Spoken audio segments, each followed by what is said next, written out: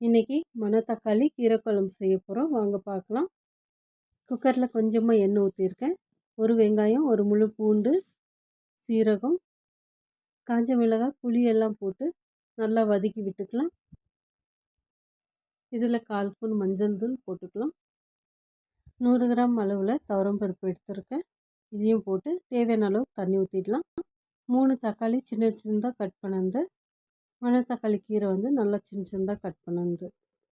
இப்போ பருப்பு கீரைலாம் நல்லா வெந்து வரட்டும். ப்ரெஷர் போட்டுடலாம். கீரை பருப்பெல்லாம் நல்லா வெந்துருச்சு. குழம்பு தாளிச்சிடலாம். கொஞ்சமாக எண்ணெய் ஊற்றி கடுகு, சீரகம், காஞ்ச மிளகாய், சின்ன வெங்காயம், கருவேப்பிலை இதெல்லாம் போட்டு நல்லா தாளிச்சிக்கலாம். வெங்காயம்லாம் நல்லா வதங்கணும். கொஞ்சமாக பெருங்காயம் போட்டு தாளிச்சிடலாம். கீரையெல்லாம் நல்லா கடைஞ்சாச்சு. தேவையான அளவுக்கு தண்ணி ஊற்றி உப்பு போட்டுடலாம். இப்போ குழம்பு நல்லா கொதி வரட்டும். ஸ்டவ் ஆஃப் பண்ணிவிட்டு பெருங்காயம் இன்னும் கொஞ்சம் சேர்த்திக்கலாம்.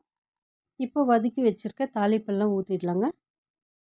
இன்றைக்கி நான் பூங்கார் அரிசி சாதமும் மணத்தக்காளி கீரை குழம்பும் செஞ்சுருக்கேன். இந்த மாதிரி நீங்களும் செஞ்சு பாருங்கள்.